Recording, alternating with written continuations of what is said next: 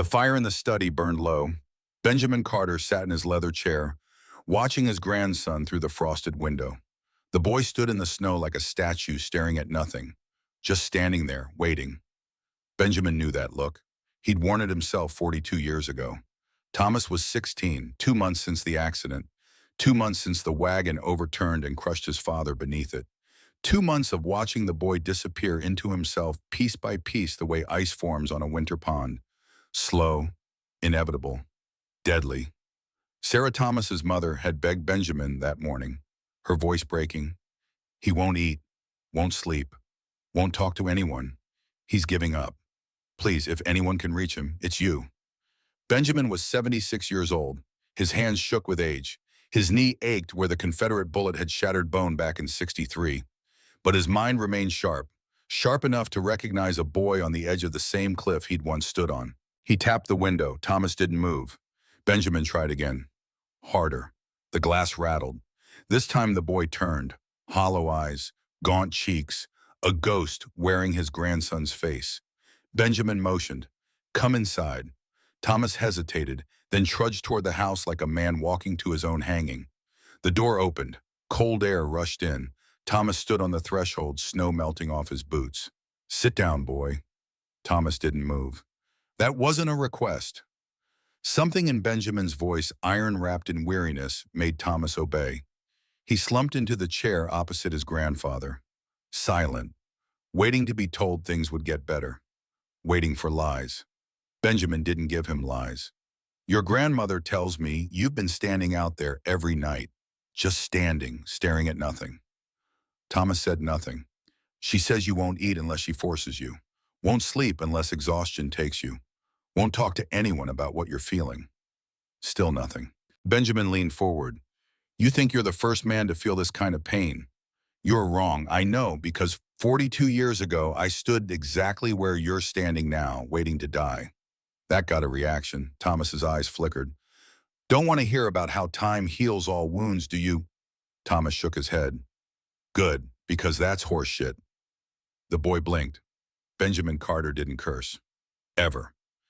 Time doesn't heal anything. It just teaches you how to carry the weight differently. Sometimes that's enough. Sometimes it isn't. But it's all we've got. Thomas's jaw tightened. Why are you telling me this? Because I'm going to tell you a story about the winter of 1878, when your grandmother Grace was 8 years old, when I learned the difference between dying and living. I don't want to hear a story. Don't care what you want. You need to hear it. So sit there, shut up, and listen. Benjamin closed his eyes. The memories flooded back. Sharp, painful, real. It started with a prayer. The fire crackled. Outside wind howled against the windows, and Benjamin Carter began to speak. Wyoming Territory, December 1878. The cabin smelled of wood smoke and sorrow. Benjamin stood at the window, coffee growing cold in his hands. Behind him, 3 small bodies lay tangled under quilts near the dying fire. Samuel, 6 years old, sucked his thumb in sleep, a habit Clara had tried to break before the fever took her. Rose, 4 years old, clutched a rag doll with stuffing leaking from its seams. And Grace, 8 years old, lying awake, watching him with her mother's gray eyes. Papa. He didn't turn. Go back to sleep, Lou. I can't. Try. She sat up, careful not to disturb her siblings. You're standing at the window again. Just checking the weather? You're lying. Benjamin's hands tightened on the cup. Grace had gotten that from Clara, the ability to see through every wall he tried to build. Storm's coming. Big one. Is that why you're scared? I ain't scared. Your hands are shaking. He looked down. She was right. He set the cup on the windowsill and crossed his arms, hiding the tremor. Get some sleep, Lou. Long day tomorrow. It's always a long day. She lay back down but kept her eyes open. 4 months. 4 months since Clara's fever. 4 months since Benjamin had dug the grave himself in frozen ground because he couldn't bear to let anyone else touch her. 4 months of going through motions, feeding the children, working the ranch, breathing, just breathing, nothing more. Grace spoke again, softer now. Papa, what do you think? Can Mama see us from heaven? His throat closed up. Every mention of Clara still hit like a bullet. I reckon she can. Then she knows you don't sleep anymore. She knows you gave us the bed and you're using that old blanket in the barn. She knows you only eat after we're finished. He couldn't speak. She'd be mad at you, Papa. Benjamin crossed to his daughter and knelt beside her. Up close, the resemblance to Clara was almost unbearable. Same stubborn jaw, same knowing eyes, same way of making him feel like a fool and loved at the same time. Your mama would understand. No, she wouldn't. Grace's voice dropped to a whisper. She made me promise, Papa, before she died, made me promise to take care of you. That ain't your job. She said you'd say that. Grace reached under her pillow and pulled out a folded paper. She wrote it down, made me keep it. Benjamin's hands trembled as he took the paper. Clara's handwriting, shaky from fever, but still hers. My dearest Grace, your papa will try to carry everything alone. Don't let him. He thinks he's strong enough to bear it all. He's not. Nobody is. Watch over him for me and remind him it's not weakness to need somebody. The words blurred. Benjamin blinked hard. I read it every night, Grace whispered. But Papa, I don't know how to help you. I'm only 8. You help just by being here. That's not enough. She sat up again, urgent now. Samuel cries in his sleep. He calls for Mama. Rose won't eat unless I pretend the spoon is a bird. And you, her voice cracked, you look at us sometimes like you're already gone, like you're just waiting to follow her. Lou, I would never leave you on purpose. I know you wouldn't leave us on purpose. Tears spilled down her cheeks. But you're disappearing, Papa, a little bit every day, and I don't know how to stop it.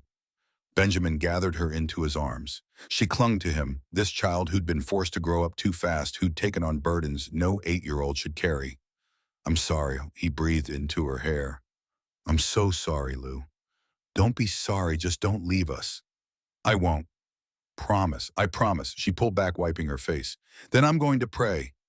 Mama always said God listens to children because our hearts are still clean. You pray every night. This is different. Grace folded her hands and closed her eyes. Her small voice filled the cabin with fierce conviction. Dear God, it's Grace again. I know I asked for a lot, but this is important. Papa needs help, real help, the kind that makes him smile again, the kind that makes him want to wake up in the morning. Please send somebody, an angel or a person or anything. Just somebody to save him because I can't do it alone anymore. Amen. She opened her eyes and looked at him with absolute certainty. Now we wait. Lou, prayers don't work like that. Yes, they do. Her jaw set with her mother's stubbornness. Mama said faith means believing when there's no reason to. I'm believing, Papa. You should too. She lay back down and closed her eyes. Within minutes, her breathing evened out. Benjamin stayed on his knees beside her. Clara's letter clutched in his hand. The fire popped and settled. Wind moaned against the walls. It's not weakness to need somebody. He'd spent 34 years proving he needed no one. Survived the war, built this ranch from nothing, buried his wife with his own hands in frozen ground. But Grace was right. He was disappearing, becoming a ghost in his own life. He tucked the letter into his pocket, checked on Samuel and Rose, and pulled on his coat. The horses needed checking before the storm hit. Routine. Something to do with his hands while his mind tore itself apart. The cold hit him like a wall when he opened the door. Already below zero, temperature still dropping.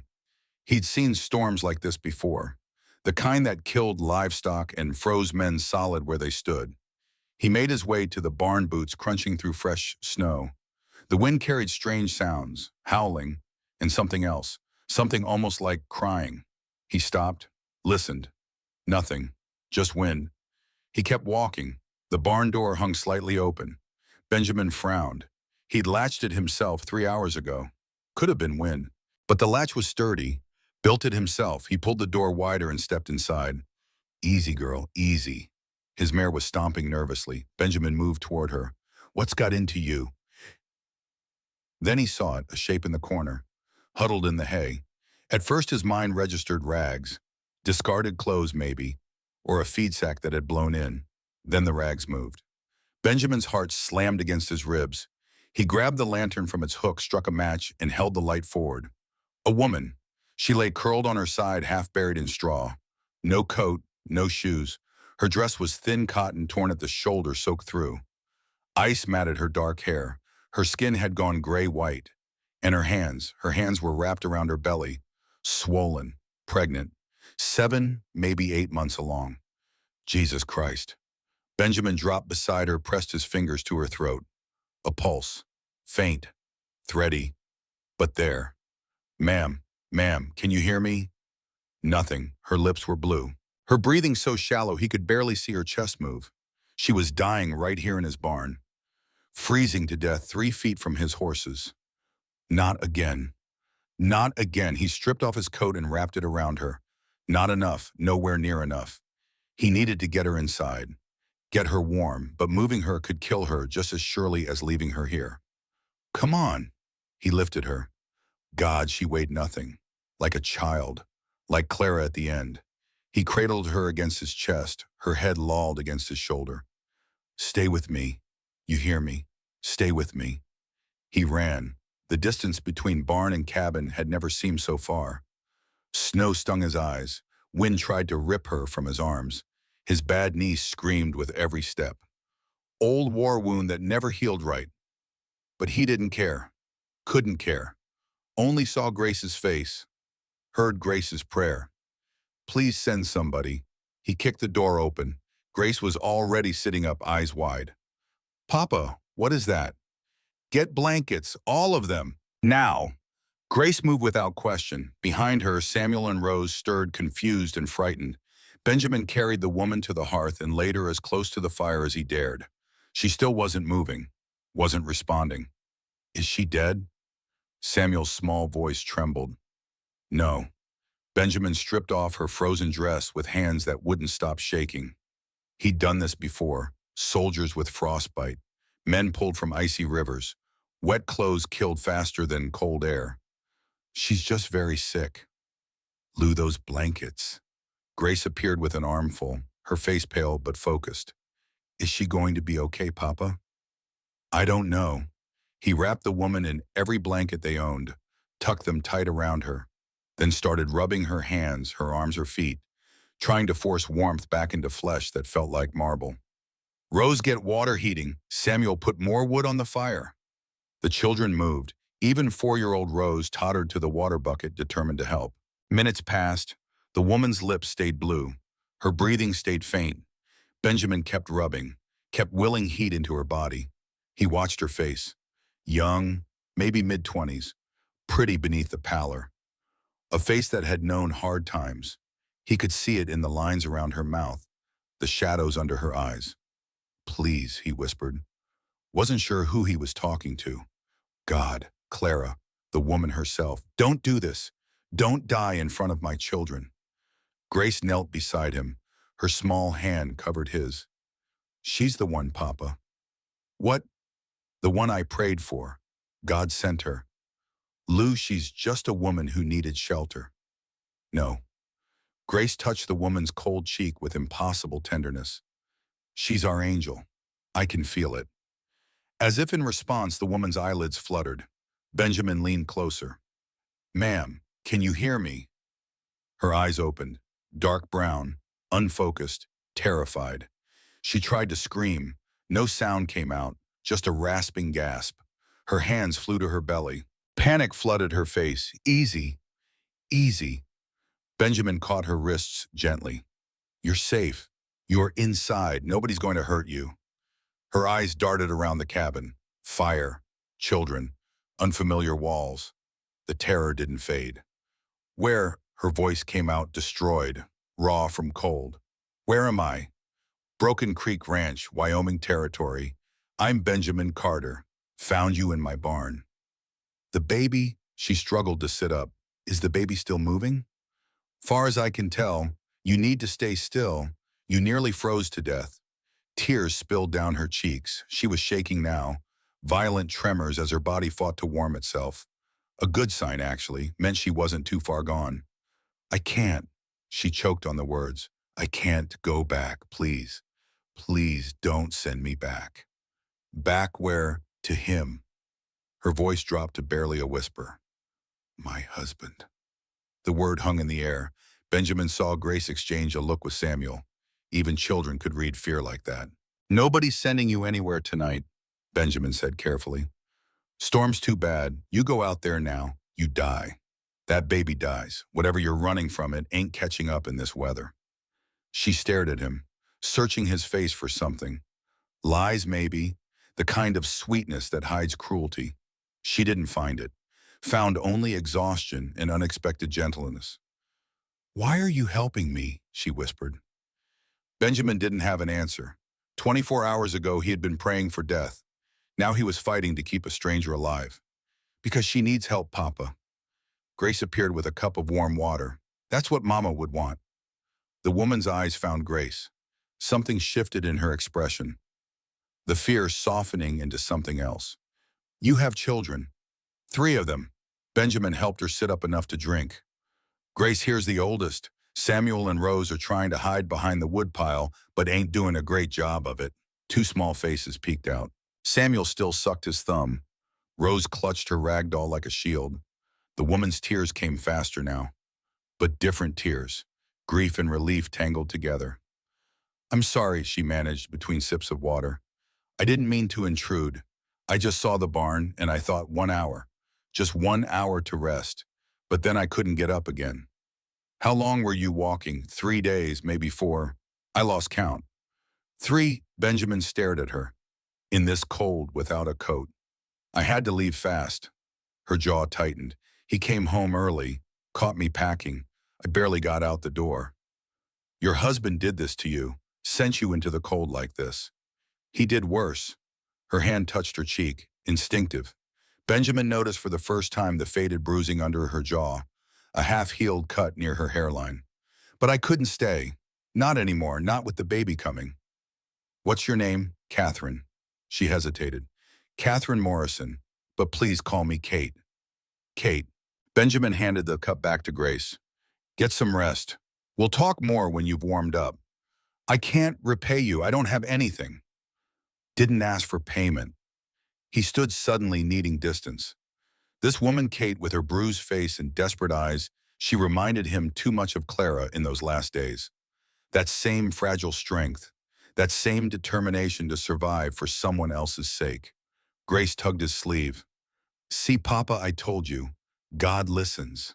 Benjamin looked at his daughter, at the stranger by his fire, at his 2 youngest still peeking from behind the woodpile, at this strange new life that had crashed into his frozen world. He didn't know what tomorrow would bring, didn't know if this woman would live, if her husband would come, if any of them would survive the winter. But for the first time in 4 months, Benjamin Carter wasn't praying for death. He was praying for morning. Morning came slow and gray. Benjamin hadn't slept. He'd spent the night feeding the fire, checking on Kate, listening to her shallow breathing, and praying it wouldn't stop. His children had drifted off one by one, Grace fighting exhaustion until she couldn't anymore. Now the cabin smelled of wood smoke, and something he hadn't smelled in months. Hope. He hated himself for thinking it. Kate stirred beneath the blankets, her eyes opened, clearer now than the night before. She looked around the cabin, taking in the sleeping children, the dying fire, the man sitting rigid in the chair by the window. You stayed up all night. It wasn't a question. Benjamin just nodded. You didn't have to do that. Couldn't sleep anyway. She struggled to sit up. He crossed to help her, his hands gentle despite their roughness. She flinched at his touch, then forced herself still. He noticed, said nothing. How do you feel? Like I got trampled by a horse. She managed a weak smile. But alive, thanks to you. Thank Grace. She's the one who prayed. Kate looked at the sleeping girl. Something soft crossed her face. She's beautiful. They all are. Got their mother's looks. Your wife. She passed 4 months back. I'm sorry. Don't be, you didn't know her. The words came out harsher than he intended. Kate dropped her eyes. Benjamin cursed himself silently. I didn't mean it like that. It's just been hard. I understand. No, you don't. Nobody does. Silence stretched between them. Outside wind rattled the shutters. The storm hadn't broken yet. Tell me about him, Benjamin said quietly. Your husband. Kate's hands went to her belly, protective, even now. His name is Victor Morrison, owns a trading company in Cheyenne. Respectable man, everyone says. Pillar of the community. Her voice flattened. But behind closed doors, he's something else. Benjamin waited. Let her tell it at her own pace. First time he hit me was 3 weeks after the wedding. Said I'd embarrassed him at a dinner party. Talked too much. Smiled at the wrong man. She laughed, bitter and broken. I learned to be quiet, to be invisible, to never give him a reason. Her voice dropped lower. Didn't matter, there was always a reason. The soup was too cold, the house was too dusty. I looked at him wrong. Why didn't you leave before? Where would I go? I got no family, no money of my own. Everything belongs to him. The law says so. Her eyes met his. A wife is property, Mr. Carter. Same as a horse or a plow, and Victor never lets go of what's his. Samuel whimpered in his sleep. Rose curled closer to her brother. The sound broke something in Benjamin's treton. When did you find out about the baby tremor? 2 months ago. I thought maybe it would change things, that he'd be different if he had a child. She stopped, swallowed hard. It didn't. He got worse. Said if it was a girl, he'd give it away. Said no daughter of his would grow up weak like her mother. Her voice cracked. Last week he came home drunk. Started talking about what would happen if the baby came out wrong. If it was sickly or simple. Said he'd rather drown it than raise a burden. Benjamin's hands clenched into fists. That's when I knew I had to run. Not for me, for the baby. She touched her belly with trembling fingers. I snuck out when he passed out. Took what I could carry. Just started walking. I didn't know where I was going. I just knew I couldn't stay. 3 days in this cold, no coat, no food. I found a farmhouse the first night, begged for shelter. Her voice went hollow. They turned me away, said they didn't want trouble with Victor Morrison. His reach is long, Mr. Carter. He has friends everywhere, important friends. Not here. You don't understand. He'll come looking, he'll find me eventually, and when he does, she couldn't finish. Let him come. Kate's eyes snapped to his face. What? Benjamin leaned forward, his voice low and steady. This is my land, my home. Any man who comes here looking to hurt a pregnant woman is going to have to go through me first. You'd risk that for a stranger. My wife made me promise something before she died. Said I had to keep living. Said I had to believe there was still good worth fighting for. He looked at his sleeping children. I ain't been keeping that promise, been walking around like a dead man, making my children watch their father disappear.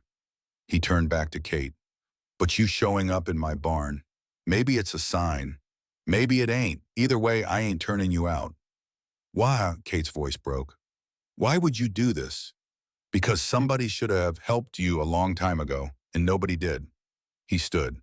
Now get some more rest. You're eating for two, and we got a lot of recovering to do. He walked to the window, his back to her, giving her privacy to cry. Outside, the storm had buried everything in white. No tracks, no trails. Just empty, frozen wilderness. Whatever was coming, it would have to wait. The days that followed settled into something like routine. Kate grew stronger. Color returned to her cheeks. She started helping around the cabin, despite Benjamin's protests. Mending clothes, cooking meals, teaching Rose how to count using dried beans. The children took to her like flowers to sun. Samuel stopped sucking his thumb when she was nearby. He followed her around the cabin, asking endless questions about the baby in her belly. When would it come? Would it be a boy or a girl? Could he teach it to whittle Rose abandon her rag doll entirely in favor of sitting in Kate's lap? She'd press her ear to Kate's belly and giggle when the baby kicked. It's saying hello, she'd announce solemnly. It likes me already. And Grace watched with eyes that missed nothing. One evening while Kate helped Samuel with his letters by the fire, Grace pulled Benjamin outside to the porch. Papa, she's the one. I know it. Benjamin sighed. Grace, we talked about this. She's just staying until she's well enough to travel. That's not what you want. What I want don't matter. Yes, it does. Grace crossed her arms, looking so much like Clara it hurt. You're different when she's around. You laugh, you eat, you sleep in the house instead of the barn. That's just because we got a guest. Don't lie to me, Papa. I'm 8, not stupid. When had his daughter become the wisest person he knew? It's complicated, Grace. No, it ain't. You like her. She likes you. We like her. What's complicated? She's married to a bad man who hurts her. That don't count. The law says it does. Then the law is stupid, Grace's jaw set. Mama wouldn't want you to be alone. She told me so. She said, Grace, your papa's going to try to close himself off.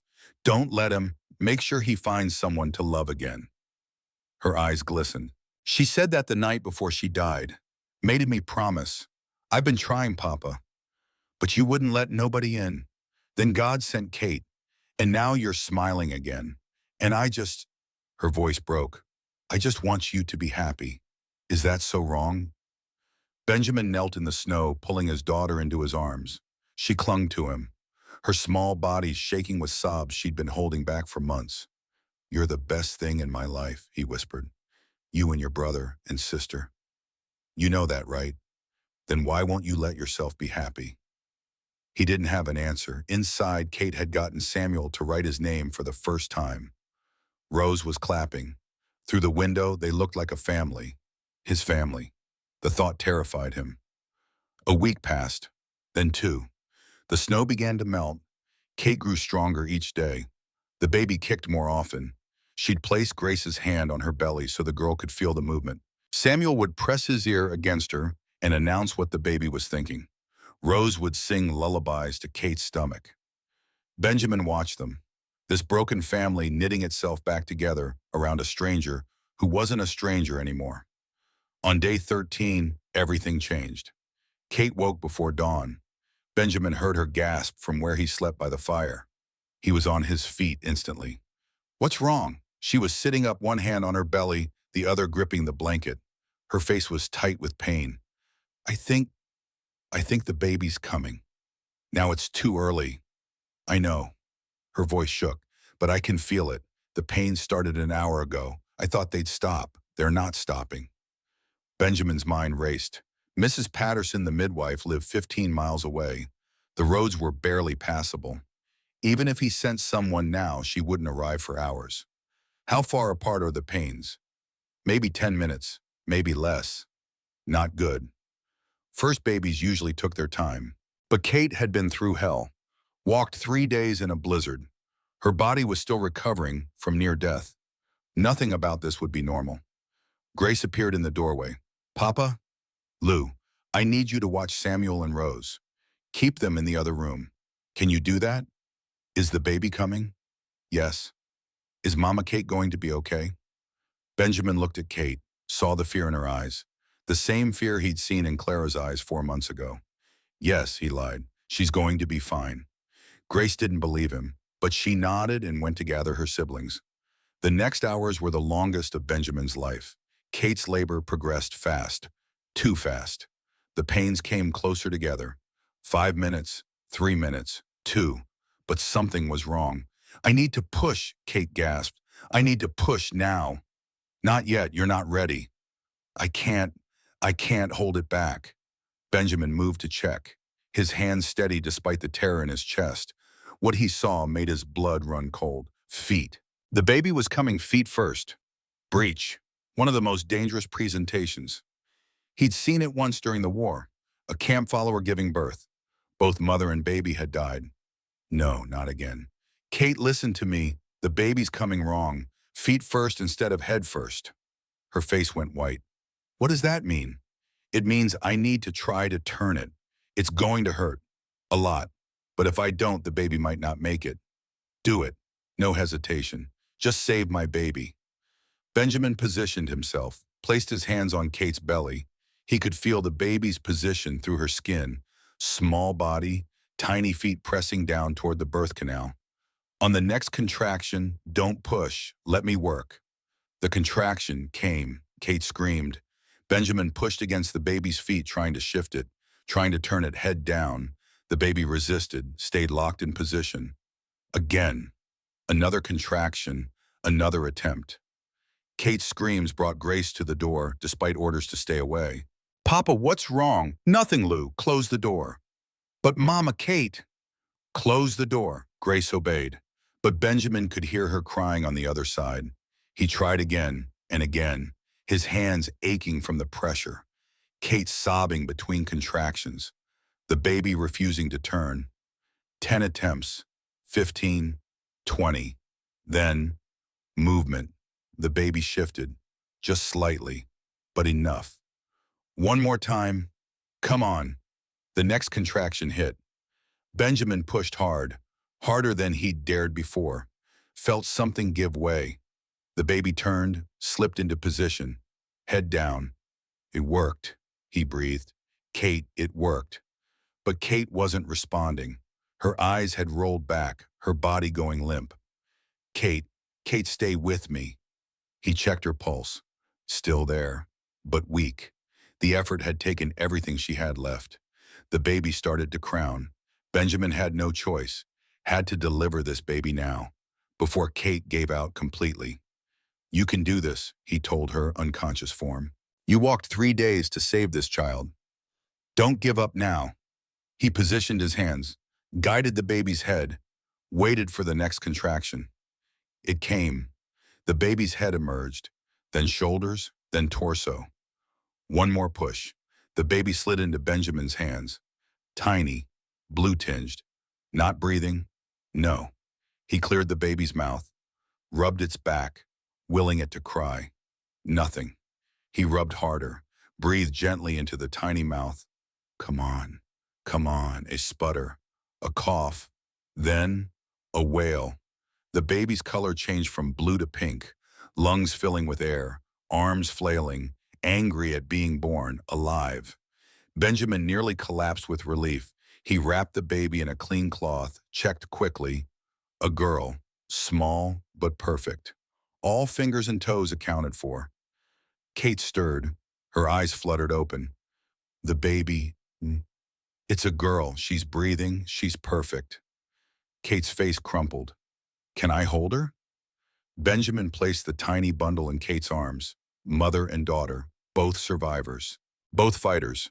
Grace appeared in the doorway again, Samuel and Rose peeking around her. Is it over? Grace whispered. It's over. They crowded into the room, wanting to see the baby, wanting to touch her. She's so small, Samuel marveled. Smaller than my doll, Rose said. Grace looked at Kate, at the baby, at her father standing there covered in blood and exhaustion. What will you name her? Kate looked at Benjamin. You saved us both. You should choose, Amazio. No, she's yours. You name her. Kate looked at her daughter, at this tiny life she'd fought so hard to protect, at the family that had taken them in, at the man who'd refused to turn them away.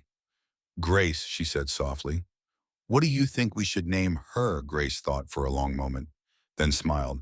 Mercy, because God showed us mercy, all of us, when we needed it most. Kate's eyes filled with tears. Mercy, that's perfect. Benjamin looked at his daughter. This child who understood more about grace and redemption than most adults ever would. Mercy it is. He turned to Kate. You need to rest now. That was the hardest thing you'll ever do. No, Kate held Mercy close. The hardest thing was walking away. This was the easy part, because I knew you'd be here. I knew you wouldn't let us die. I already claimed her as mine, Benjamin said quietly, the moment she was born. She's mine just as much as Grace and Samuel and Rose, if that's all right with you. Kate nodded, unable to speak, just held her daughter and cried. Happy tears this time. Outside, the storm had finally broken. Sunlight streamed through the windows. Spring wasn't here yet, but winter was losing its grip. In the small cabin on the edge of nowhere, surrounded by children and hope and new life, Benjamin Carter felt something he hadn't felt in 4 months. Joy. Pure, uncomplicated joy. 3 days passed. Kate recovered slowly. Benjamin handled most of Mercy's care, feeding her sugar water from a cloth, keeping her warm by the fire, walking with her when she cried in the night. Grace, Samuel, and Rose were obsessed. They took turns holding her, singing to her, promising to teach her everything when she got bigger. On the morning of day 16, a rider appeared on the horizon. Benjamin saw him through the window, recognized the black horse, the city clothes. Cole Fletcher had come back. Benjamin stepped onto the porch, rifle in hand, no longer willing to talk. Cole pulled up 10 feet from the cabin. His pleasant smile was gone, replaced by cold calculation. "Morning, Mr. Carter. Looking for someone. Woman, dark hair, pregnant, might have passed through in the last few weeks. Ring any bells?" Benjamin said nothing. Cole's smile returned, didn't reach his eyes. "See, that's interesting, because I've been tracking her from Cheyenne, and her trail leads right to this valley." He leaned forward in his saddle. "Talked to a few folks in town. They said you've been keeping to yourself more than usual, not coming in for supplies, almost like you're feeding extra mouths. What I do on my land is my business." Normally, I'd agree. Cole's hand moved to rest on his hip, near his gun. "But I've got a job to do. Man named Victor Morrison is looking for his wife, wants her back something fierce, offering a good reward for information." "Never heard of him." "Maybe not, but I'm guessing you've heard her crying in the night, seen the bruises she tries to hide. Maybe you even feel sorry for her." Cole tilted his head. "I understand, Mr. Carter. Truly I do. A pretty woman shows up on your doorstep scared and helpless. Natural thing is to want to protect her. But this ain't your fight. Victor just wants his wife and his child. Once they're home, everybody's happy. Everybody except her." Cole's smile faded. "I don't particularly care about her happiness, Mr. Carter. I care about getting paid. Now we can do this the easy way or the hard way. The easy way is you point me to the woman and I leave you and your kids in peace. The hard way is," he shrugged. "Well, let's just say I've done the hard way plenty of times. Never bothers me much." Benjamin raised his rifle, pointed it directly at Cole's chest. "Get off my land." Cole didn't move. "You sure you want to do this? 3 little ones inside who need their daddy. Think about them." "I am thinking about them. I'm thinking about what kind of man I want them to see when they look at me. And it ain't the kind who hands over a pregnant woman to be beaten or worse. Noble. Stupid but noble. Call it what you want. You got 10 seconds to turn that horse around." Cole studied him for a long moment. Then slowly he nodded. "All right, Mr. Carter, I'll go, for now." He gathered his reins. "But I'll be back, and next time I won't be alone. Victor's got money. Money buys men. You really want to stand on this hill. Better than living as the kind of man who wouldn't." Cole laughed, a cold, humorless sound. "We'll see if you still feel that way when the bullets start flying. Give my regards to Mrs. Morrison." He wheeled his horse and rode off, disappearing into the tree line. Benjamin didn't lower his rifle until the hoofbeats faded to nothing, his hand steady, his heart not. The cabin door opened behind him. Kate stood there, pale as death, Mercy wrapped in a blanket against her chest. The children clustered behind her. "He'll come back," she whispered, "with more men, with Victor himself. They'll burn this place down to get to me. Then we'll be ready." "Benjamin, you can't fight them all." "I can." He finally lowered the rifle. "And I will. You're under my protection now, Kate, you and that baby. Anyone who wants to take you is going to have to kill me first." Grace stepped forward and took his hand. "And me." Samuel squared his small shoulders. "Me too." Even Rose nodded, clutching her rag doll like a weapon. Kate looked at them. This broken family who'd claimed her as their own. Her eyes filled with tears. But she was smiling through them. "You're all crazy." "Probably," Benjamin said. "But we're your kind of crazy now." That night, after the children were asleep, Benjamin sat by the fire cleaning his rifle. Kate sat across from him, mending one of Samuel's shirts. Mercy slept in a basket at her feet. But Kate's hands kept stopping. Her eyes kept drifting to the window. "You should sleep." "Can't." She set down the sewing. "Keep thinking about what's coming. Don't borrow trouble. We'll deal with it when it gets here." "How can you be so calm?" "I ain't calm." He looked at her. "I'm terrified. But I learned a long time ago that fear don't help nothing. Either you face what's coming, or you let it destroy you. I'm done letting things destroy me." "Clara taught you that." "The war taught me that. Clara taught me something else." He set aside the rifle. She taught me that some things are worth fighting for even if you lose, that it's better to stand for something than to survive for nothing. Kate was quiet for a moment. She sounds like an amazing woman. She was. You still love her. Always will. He met her eyes. But she's gone, and I'm still here, and for the first time in 4 months, I think I understand why. Kate's breath caught. Benjamin, I ain't saying this to pressure you. I know you're still married. I know you're scared. I know you got every reason not to trust any man ever again. He leaned forward. But I want you to know something. Whatever happens, whether Victor comes tomorrow or never comes at all, you got a place here. You and that baby. This is your home now, if you want it. Kate's hands trembled. I can't promise you anything. I'm a mess. I'm broken. I don't know if I'll ever be whole again. I ain't looking for promises, just presence. He reached across the space between them and took her hand. Stay, Kate. Not because you have to, because you want to. She looked at their joined hands, his rough and calloused, hers still showing faded bruises. Two broken people holding on to each other in the dark. Okay, she whispered. Okay, I'll stay. Benjamin squeezed her hand, said nothing. There was nothing left to say. Outside, the wind picked up. Somewhere in the distance, a wolf howled. And in the small cabin on the edge of nowhere, a new family began to form from the wreckage of the old. 3 days later, Benjamin rode to Isaiah Blackwood's place. The old man lived 3 miles north. A widower. A recluse. The one person Benjamin thought might understand his situation.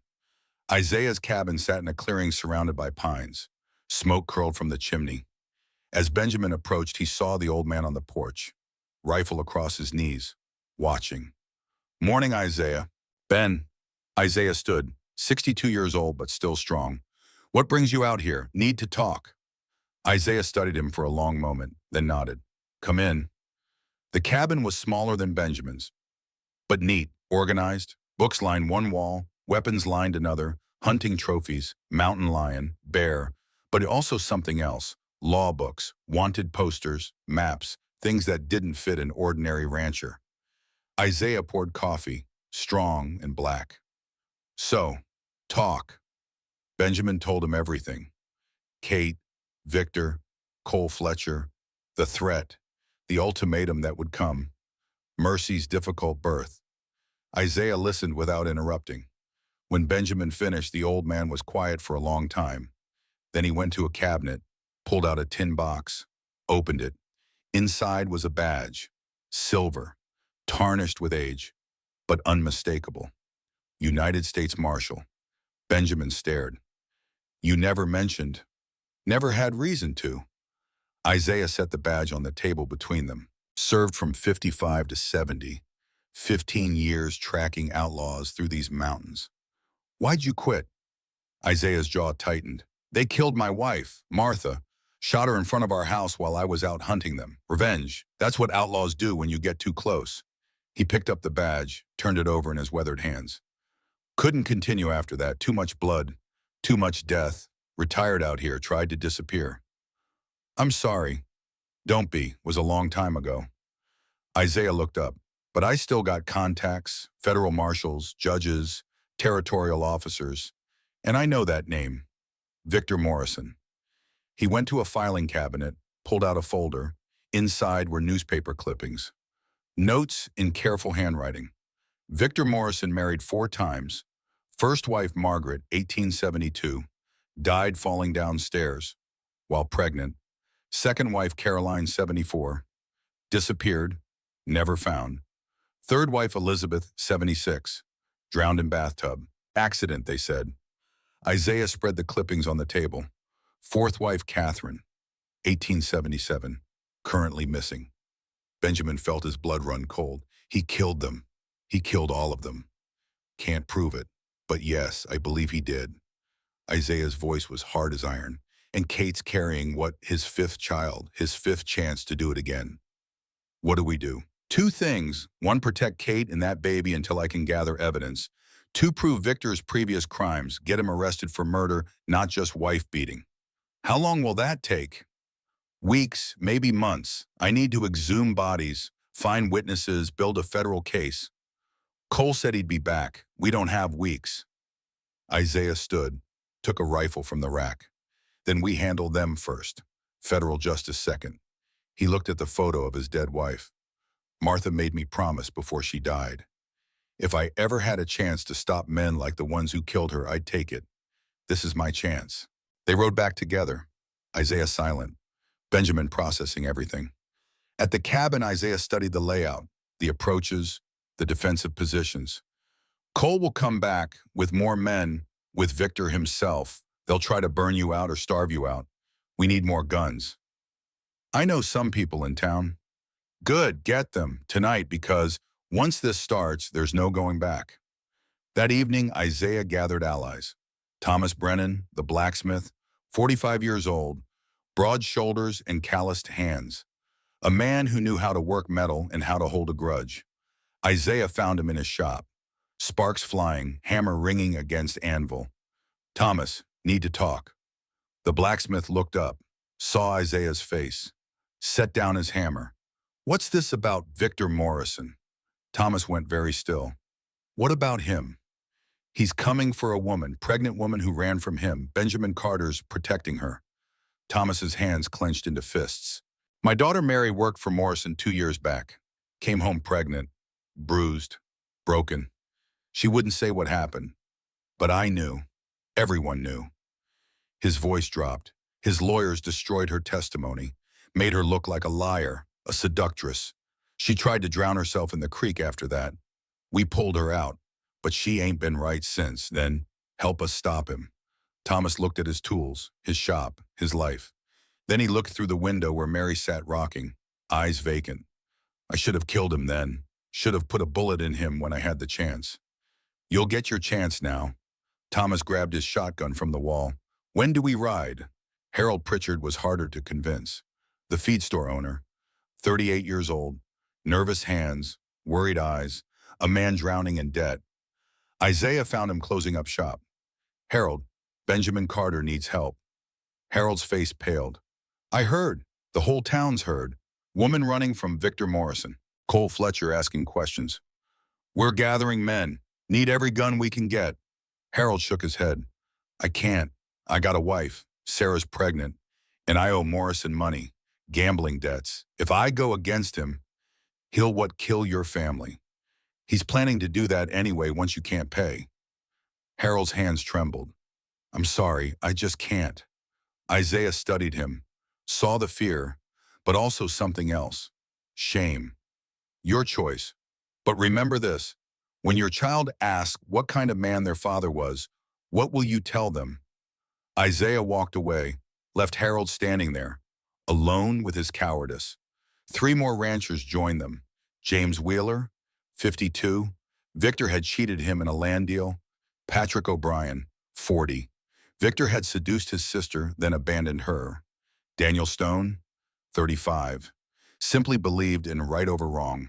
By nightfall, they had 7 men, plus Benjamin, 8 total, against Victor Morrison and however many guns his money could buy. The odds weren't good, but they were better than nothing. They gathered at Benjamin's cabin, spread a map on the table, planned defensive positions. Isaiah took charge. Natural leader, years of experience showing through. They'll come at dawn, gives them dying light. Harder for us to see their numbers. We position here, here, and here. He pointed to spots on the map. Main house, barn, perimeter. What about Kate and the baby, Thomas asked. Root cellar. With the children, there's a tunnel that exits by the creek. If things go bad, she runs. Kate stepped forward from where she'd been listening. Mercy asleep in her arms. I'm not running again. Benjamin turned to her. Kate, no. Her voice was firm. I spent 3 years running from Victor. 3 years hiding and cowering and letting him make me small. I'm done running.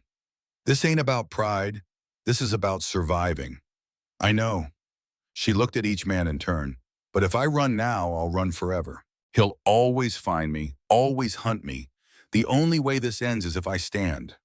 Benjamin wanted to argue, wanted to lock her in that cellar and bolt the door. But the steel in her eyes stopped him. Can you shoot? Victor never let me near guns, but I can learn. Benjamin spent the next hour teaching her basic pistol work, how to hold it, how to aim, how to squeeze the trigger instead of pulling. She was terrible at first, hands shaking, eyes flinching at the sound, but she kept trying, and slowly she got better. Good, Benjamin said finally. You won't win any contests, but you can hit a man at 10 feet, that's all that matters. Kate looked at the pistol in her hands. Heavy, deadly, the weight of choice. If it comes to it, could I really pull the trigger? You walked 3 days through a blizzard to save that baby. You think you won't shoot to protect her? She met his eyes. I don't know.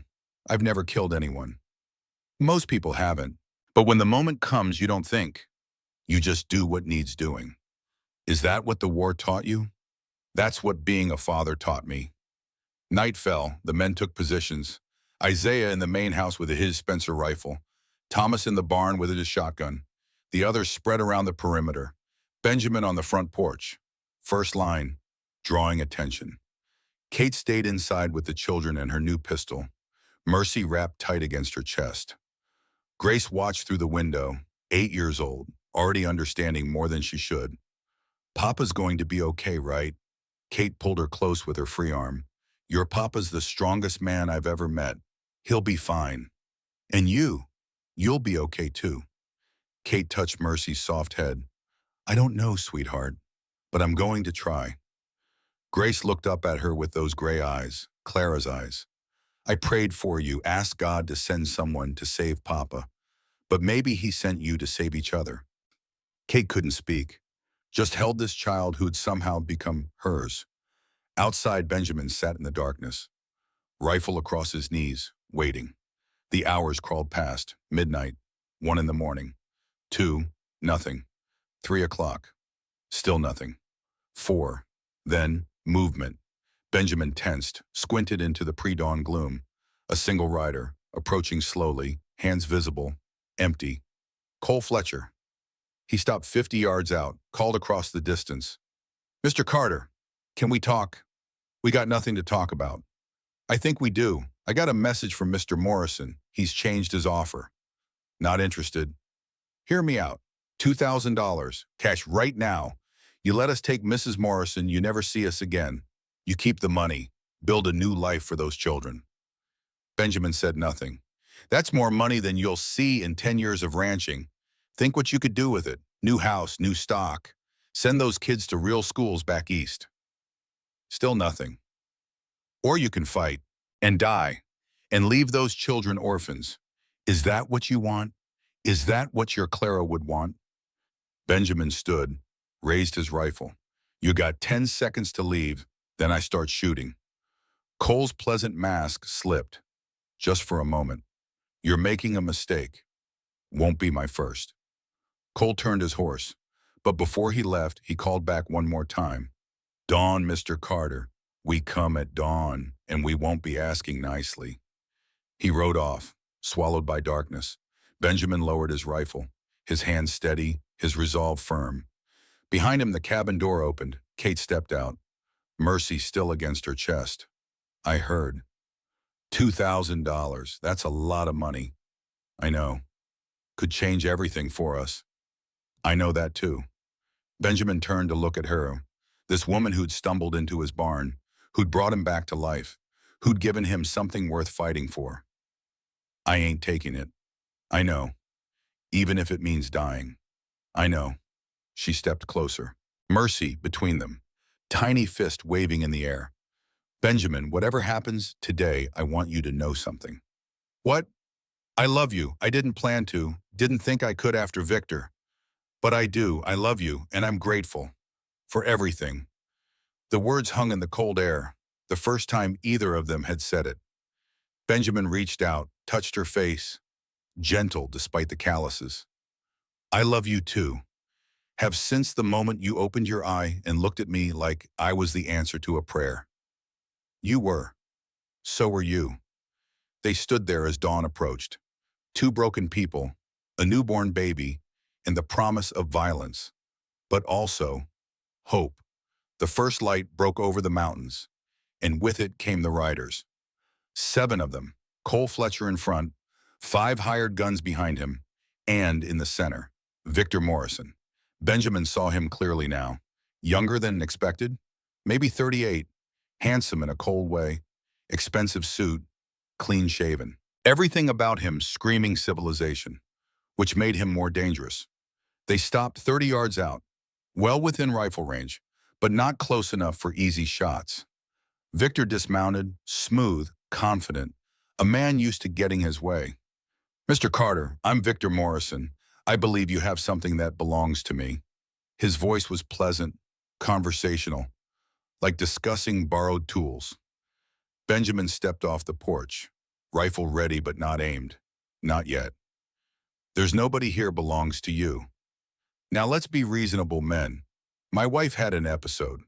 Hormones from pregnancy, you understand. She's confused, frightened, probably told you terrible stories about me." Victor spread his hands. "Reasonable, understanding. But I'm a forgiving husband. I just want her home. Want my daughter home." She says different. "Catherine doesn't know what she wants. She needs guidance. That's a husband's duty. Surely you understand as a man of family yourself." Benjamin's finger moved closer to the trigger. "I understand you beat her, threatened to drown her baby, sent her into a blizzard to die." Victor's mask slipped. Just for a second, something cold flashed in his eyes. "She exaggerates. Women do that when they're emotional." "You calling her a liar?" "I'm saying she's not well. The pregnancy has addled her mind. She needs to come home, for her own good. And if she doesn't want to, then I'll take her anyway. She's my wife. The law gives me that right." Benjamin raised his rifle, aimed it at Victor's chest. "Get off my land." Victor didn't flinch, didn't even blink. "You're making a serious mistake, Mr. Carter. I have friends, important friends, territorial judges, federal officers. You harm me, you'll hang. Worth it. And what about them?" Victor gestured toward the cabin. "Your children. You want them to watch their father hang." Grace appeared in the doorway. Benjamin's heart stopped. Victor saw her. His smile widened. "Beautiful child. Your daughter, Tom. Get inside Grace. She looks just like her father, same stubborn jaw." Victor tilted his head. "Would be a terrible shame if something happened to her. To any of your children. Fire's an awful way to die." Benjamin moved, 3 steps forward, rifle barrel pressed against Victor's chest. "You threaten my children again, I will kill you where you stand." The hired guns drew weapons. From the cabin, from the barn, from the perimeter, Benjamin's allies aimed back. Mexican standoff. Victor looked down at the rifle pressed against his heart, then back up at Benjamin's face. No fear, just calculation. "You're willing to die for her. I see that. Admirable, foolish, but admirable." He stepped back slowly, hands raised. "But think about this. Even if you kill me, my men will kill you. And then what happens to your children, to Grace and Samuel and little Rose?" Cole Fletcher stepped forward. "Boss, we got a problem. They got more guns than we thought. 8 men. Good positions." Victor's jaw tightened. Annoyed? Not afraid. Just annoyed that things weren't going according to plan. "Fine, we'll do this the hard way." He mounted his horse. "You have until dawn tomorrow, Mr. Carter. Send Catherine out, then we leave in peace. Keep her hidden." He shrugged. "Well, let's just say things will get unpleasant. Dawn tomorrow, don't make me come back." They rode off, but only to the tree line. 500 yards away, where they made camp. Fires visible. Intentional intimidation. Message clear. We're not leaving. We're waiting. That night was the longest of Benjamin's life. The men stayed at their positions, taking turns sleeping. Always someone watching. Kate tried to help, bringing food, water, coffee. But exhaustion was setting in. 3 weeks after giving birth, should have been resting. Instead, preparing for war. Grace helped her, this child who'd grown up too fast, who'd taken on burdens no 8-year-old should carry. Around midnight, Grace found Kate feeding Mercy by the fire. "Mama Kate." Kate looked up. It was the first time Grace had called her that. "Yes, sweetheart." "Are you scared?" Kate wanted to lie, wanted to be strong, but this child deserved truth. Yes, I'm terrified. Me too. Grace sat beside her, watching the baby nurse. But Papa says being scared is okay. He says courage isn't not being afraid. It's deciding that what you're protecting is more important than what you're afraid of. Your Papa is very wise. He learned it from Mama. First Mama, I mean. Grace hesitated. Is it okay that I call you Mama too? I don't want First Mama to think I forgot her. Kate's eyes filled. Oh, sweetheart, your first mama would want you to have all the love you can get. Calling me mama doesn't mean you love her less. It just means you have more love to give. Grace leaned against her. I prayed for you, you know. Ask God to send someone to save Papa. I think he sent you to save each other. I think you might be right. They sat in silence. Woman and child and baby. 3 generations of hope in the middle of darkness. Outside, Benjamin sat with Isaiah on the porch. You ever kill a man, Benjamin asked. More than I care to count. War, law work, self-defense. Isaiah looked at his hands. Never got easier, but sometimes it's necessary. I killed plenty in the war, told myself it was duty, patriotism, survival. But this is different. This is choosing to stand between evil and innocence. That's not murder. That's righteousness. Feels the same. It shouldn't. War is politics. This is protection. Know the difference. Benjamin was quiet for a long moment. I'm scared, Isaiah. Not of dying, of failing, of letting them take her, of my children watching me lose. Then don't lose. That's simple. That's simple. You got 8 good men, better positions, home terrain, and something Victor doesn't have. What's that? Something worth dying for. Dawn came too fast and too slow. Benjamin stood on the porch. Same spot as yesterday, but everything felt different. Final. The riders approached. Same formation. But this time they didn't stop to talk. They spread out, flanking positions, preparing for assault. Cole Fletcher raised a torch, lit it. Last chance, Carter. Send her out or we burn you out. Benjamin aimed at Cole, finger on trigger. You throw that torch, you die first. Might get me, but there's 7 of us. Math ain't it in your favor. From inside the cabin, Grace's voice, small, frightened. Papa, I'm scared. Benjamin didn't take his eyes off Cole. I know, sweetheart. Me too. Are we going to die? Everything hung in that moment. The choice, the consequence, the cost of standing or running. Benjamin thought of Clara, of her letter, of her belief that some things were worth fighting for. He thought of Kate, of Mercy, of this broken family he'd been given. This second chance, this grace, he made his choice. Not today, Lou. Not if I can help it. Cole's smile faded. He knew Benjamin wouldn't back down. Your funeral. He drew back his arm to throw the torch. Then a rifle shot. From the trees, one of the hired guns fell from his horse, clutching his shoulder, screaming. Everyone froze. Another shot, different angle, and another man down. Victor wheeled his horse. What the? A voice boomed from the darkness. That would be me. Isaiah Blackwood stepped from the tree line. Spencer rifle smoking. Behind him Thomas Brennan. And behind Thomas, Harold Pritchard, the feed store owner, the coward, standing there with his rifle, shaking but present. Sorry I'm late, Harold called. Had to convince my wife I wasn't completely stupid. More figures emerged, the 3 ranchers, and with them 5 more men from town. 13 guns total, against Victor's 7. Now 5. 2 wounded. The odds had shifted. Victor's face drained of color. For the first time, fear showed through his mask. You can't do this. I have rights, the law. I am the law. Isaiah held up his marshal's badge. Federal law, and you're under arrest, Victor Morrison. For what? For the murders of Margaret Morrison, Caroline Morrison, and Elizabeth Morrison, your first 3 wives. Victor's horse pranced nervously, sensing his panic. You can't prove of that. Actually, I can. Isaiah pulled papers from his coat. Got testimony from Cole Fletcher here. Turns out your hired gun kept detailed records. Dates, locations, methods. Even kept the receipts where you paid him to dispose of the bodies. All eyes turned to Cole. The bounty hunter shrugged. I keep insurance. Man in my line of work needs to protect himself. Victor's world collapsed in that moment. Benjamin saw it, the realization, the terror. This isn't over. I'll buy my way out. I always do. You can't. Can't what? Kate's voice cut through. She stood in the cabin doorway, Mercy in one arm, pistol in the other, 3 weeks after giving birth, exhausted, terrified, but standing. You said I couldn't survive without you. You said I was too weak, too stupid, too broken. She walked forward, steady steps, the pistol aimed at Victor. But I survived you. I survived 3 days in a blizzard.